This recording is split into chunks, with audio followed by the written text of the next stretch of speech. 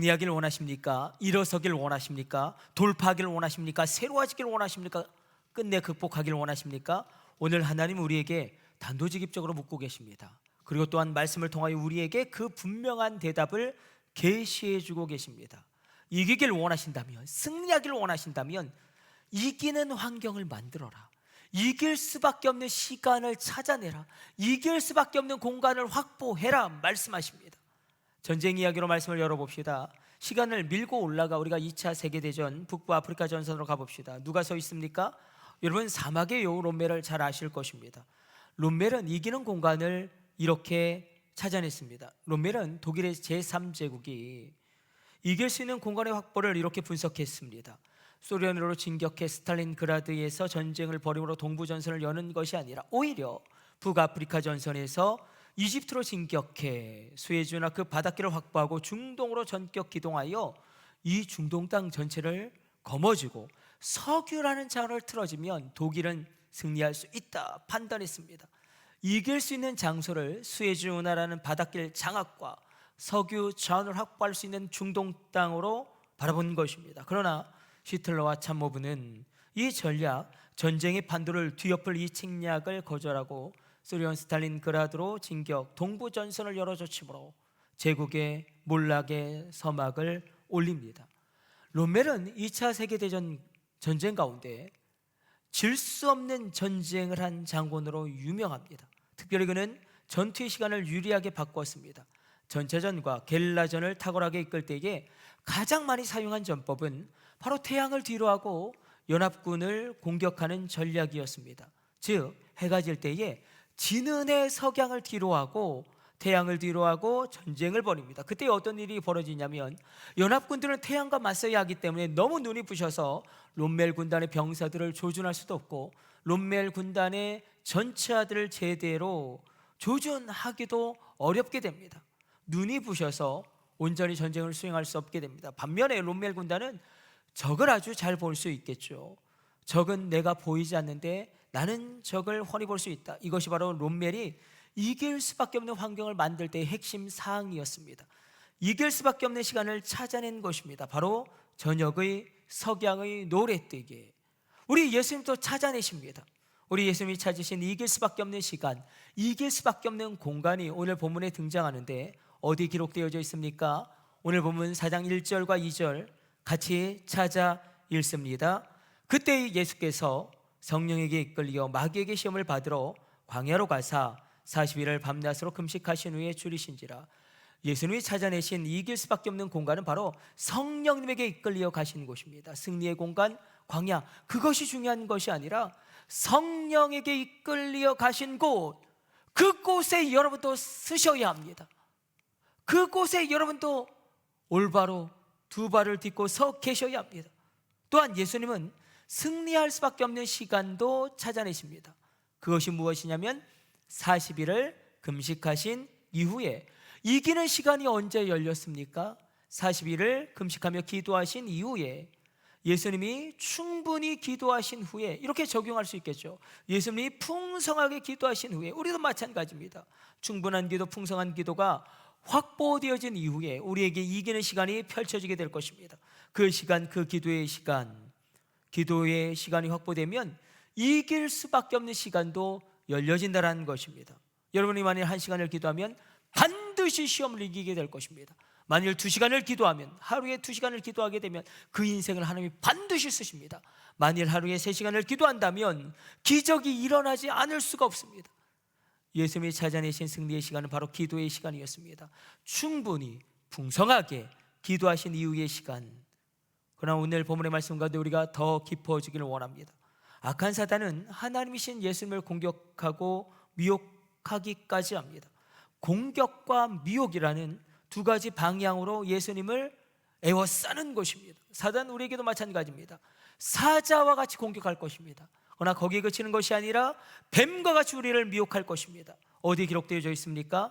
사자와 같은 공격은 베드로전서 5장 8절 근신하라 깨어라 너희 대적 마귀가 오는 사자같이 두루다니며 삼킬 자를 찾나니 뱀과 같은 미혹은 요한계시록 12장 9절로 큰 용이 내쫓기니 옛뱀 곧 마귀라고도 하고 사단이라고도 하며 온 천하를 꿰는 자라. 옛뱀이 사단의 정체성을 온 천하를 꿰는 자, 온 천하를 미혹하는 자로 규정하고 있다는 것입니다. 영적인 전쟁 가운데 사단은 무엇보다도 우리의 정체성을 사자와 같이 공격할 것입니다. 사단이 이렇게 예수님에게 이야기하죠. 내가 만일 하나님의 아들이거든 명하여 이 돌들이 떡덩이가 되게 하라. 내가 만일 하나님의 아들이거든 이 성전에서 뛰어내려라. 천사들에게 명하여 너의 발이 돌뿌리에 부딪히지 않도록 하나님이 하실 것이다. 정체성을 공격합니다. 내가 만일, 조건문이죠. 너 정말 하나님의 아들이 맞느냐? 그러면서 그 정체성을 무엇과 연결시키냐면 지금 너 떡이 없지 않냐? 떡이 있게 만들어봐라. 너 지금 너를 수종 들 수 있는 천사들이 없지 않냐? 그 천사들 당장 이곳에 오게 해봐라. 그것과 연결시킨다는 것입니다. 사단이 지금 노리고 있는 것은 무엇이냐면 나 자신에게 없는 것과 나 자신의 정체성을 일치시키려고 합니다. 없는 것은 없는 것이지요. 나에게 사람이 없습니다. 나에게 건강이 없습니다. 나에게 물질이 없습니다. 나에게 능력이 없습니다. 그렇다고 그것이 나의 정체성이 될 수는 없습니다. 그냥 물질이 없는 것이고 건강하지 않은 것이고 사람이 없는 것이지, 능력이 없는 것이지. 지금 예수님 우리에게 도전하시죠. 없는 것을 너 자신의 정체성과 직결시키지 마라. 그럼 우리 예수님은 그 자신의 정체성을 어디에 일치시키고 직결시키시는가? 바로 사명입니다. 하나님이 주신 사명과 자신의 정체성을 동일시하십니다. 예수님의 사명은 죽는 것이죠. 십자가에서 죽으심으로 말미암아 나의 죄를 없이 하시고 그 피를 흘리심으로 어린 양 되심으로 속죄의 제사를 완성하심으로 나를 구원하시는 것입니다. 그러므로 주 예수여 홀로 높임을 받으시옵소서. 주 예수의 홀로 영광을 받으시옵소서. 예수님의 사명은 거기에 그치지 않습니다. 사망의 권세를 이기시고 부활하심으로 나를 살리시는 것입니다. 그러므로 예수의 죽음이 내 죽음이요 예수의 부활이 내 부활이 됩니다. 예수님의 죽으심과 더불어 나의 옛사람이 죽는 것입니다. 여기서 옛사람은 어떤 사람입니까? 나의 옛사람은 누구입니까? 죄를 지을 수밖에 없는 그 사람, 중독과 정욕을 끊어낼 수 없는 그 사람, 죄 문제를 해결하지 못한 그 사람, 어둠 가운데 살던 그 사람, 수치에 사로잡혀 살던 그 사람, 삶을 포기하고 끝장내려고 했던 그 사람, 사망의 몸에 사로잡힌 그 사람, 그러므로 영원히 저주받고 멸망받을 수밖에 없는 그 사람, 나의 옛사람은 날마다 그리스도와 함께 십자가에 못 박힘으로 죽는 것입니다. 그러나 예수의 부활이 내 부활이 됩니다. 나는 일어섭니다. 나는 회복됩니다. 나는 끝내 극복할 수 있습니다. 우리 가정도 마찬가지고 나의 자녀도 마찬가지입니다. 영적 전쟁은 정체성 전쟁이었어요. 저 사람에게 있는데 왜 내게는 없는가? 악한 사단은 나로 비교하게 하죠. 내게 없는 것에 집중하게 합니다. 그렇게 나의 정체성을 흔드는 것입니다. 그럼 비교하지 마십시오. 악한 사단은요 나로 비교하게 할 것이지만 하나님은 나로 도전하게 하십니다. 우리는 경쟁 구도 속에 살아가죠. 그러하기 때문에 내 옆에 있는 사람보다 내가 더 잘해야지. 그 비교함 가운데 내 옆에 있는 집사님보다 내가 더 잘해야지. 우리 교회가 더 옆교회보다 더 잘해야지. 이런 구도와 관점과 세계관으로 가게 되어지면 우리의 정체성은 흔들릴 수밖에 없습니다. 나는 무엇과 싸워야 합니까? 바로 어제의 나와 싸워야 합니다. 나는 누구와 경쟁해야 합니까? 바로 과거의 나와 경쟁해야 합니다. 어제의 나보다 오늘의 내가 더 신앙이 깊어졌는가? 어제의 나보다 오늘의 내가 성령으로 더 뜨거운가? 어제의 나보다 오늘의 내가 더 건강해졌는가? 어제의 나보다 오늘의 내가 더 성숙해졌는가? 지금 여러분의 정체성을 어디에 뿌리 내리고 계십니까? 혹 과거의 나에게 두고 계신 것은 아닙니까? 혹시 또한 내게 없는 것과 나 자신을 동일시 여기고 있는 것은 아닙니까? 혹시 나에게 없는 것과 나 자신을 일치시키고 있는 것은 아닙니까? 사단은 나의 정체성을 그렇게 공격할 것입니다. 그러나 두 번째 영적 전쟁의 전개는 사단이 말씀을 가지고 뱀과 같이 미혹한다는 것입니다. 사단이 예수님을 시험하죠. 돌이 떡이 되게 해라. 예수님이 배고프시니 배부르고자 하는 육신의 정욕의 시험입니다. 예루살렘 성전에서 뛰어내려라. 예루살렘 성전은 그 높이가 45m에 육박합니다. 거기서 뛰어내렸는데 온전하다면 대번에 메시아로 인정받게 될 것입니다. 바로 사람들 세상의 인정, 이 생의 자랑에 관한 시험입니다.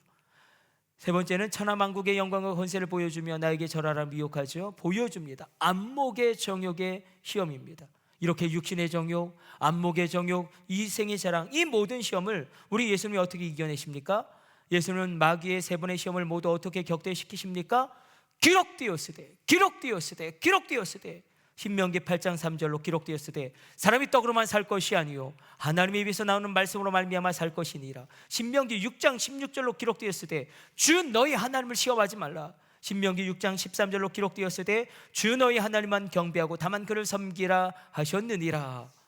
바로 예수님은 하나님의 말씀으로, 그 입에서 나오는 그 말씀의 검으로 사단을 베어버리십니다. 그런데 이상하죠? 사단이 나를 시험하는데, 나를 무너뜨리려고 미혹하는데 무엇을 사용하냐면 놀랍게도 하나님의 말씀을 사용한다는 것입니다. 우리 확인해 보도록 하겠습니다. 6절 같이 읽습니다. 이르되 내가 만일 하나님의 아들이어든 뛰어내리라. 기록되었으되 그가 너를 위하여 그의 사자들을 명하시리니 그들의 손으로 너를 받들어 발이 돌에 부딪히지 않게 하리라 하였느니라. 사단이 뭐라고 이야기합니까? 기록되었으되, 성경 말씀에 있지 않느냐. 시편 91편 11절 12절 말씀을 왜곡해서 예수님을 미혹합니다. 이렇게 기록되고 있죠. 시편의 말씀은 그가 너를 위하여 그의 천사들을 명령하사 너의 모든 길에서 너를 지키게 하심이라. 그들이 그들의 손을 너를 붙들어 발이 돌에 부딪히지 아니하게 하리로다. 이단들은 오늘도 말씀을 통하여 우리를 미혹합니다. 말씀을 교묘하게 왜곡함으로 우리를 미혹합니다. 사단도 동일합니다. 사단이 얼마나 교만하고 악한지 하나님을 흉내내면서, 하나님을 모방하면서 하나님의 말씀으로 우리를 미혹합니다. 예수님을 시험할 때도 시편 90편 11절 12절의 말씀을 가지고 왔죠. 그러나 중요한 말씀은 빼어버렸어요. 저가 너를 명하사, 거기까지는 그대로 인용했는데 너희의 모든 길에서 너를 지키게 하심이라, 이 말씀은 빼어버리고 삭제시켰습니다. 그 이유, 저가 너를 붙들어 발이 돌에 부딪히지 않게 하리로다. 시편 91편 11절 12절의 말씀은 이스라엘 백성들이 여호와의 성막에 거하면서 여호와 하나님을 예배하고 의지할 때에 그 인생길에서 어떠한 상황에 처하든지 하나님이 동행해 주시고 함께할 것을 약속하신 언약의 말씀입니다.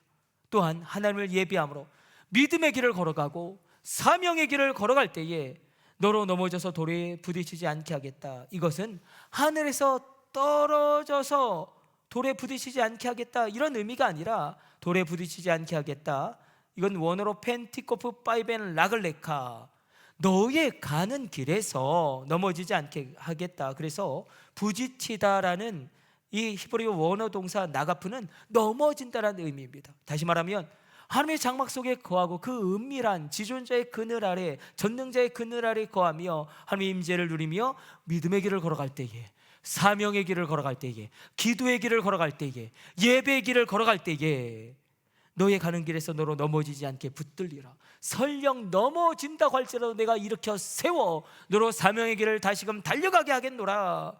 그러나 악한 사단이 이 말씀을 왜곡하죠. 너 하나님이 사랑하신데 고층 빌딩으로 올라가, 뛰어내려봐. 하나님이 너를 사랑하시기 때문에 너의 발이 돌이 닿지 않도록 하실 거야. 이거야말로 하나님을 시험하는 것이지 않겠습니까? 예루살렘 성전은 사람들이 가장 많이 모이는 곳이죠. 이 성전의 안과 밖에는 수많은 사람들이 있습니다.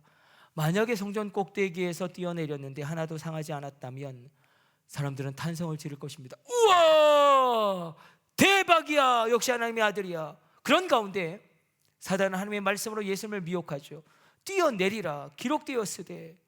사단은 그렇게 우리를 또 공격할 것입니다. 성경 말씀에 보면 하나님이 너를 사랑하신다고 기록되어져 있는데 지금 너의 모양, 너의 꼬라지를 봐라. 성경에 기록되지 않았니? 기도하면 응답해 주시겠다고. 그런데 너의 기도는 왜 아무런 응답을 얻지 못하니?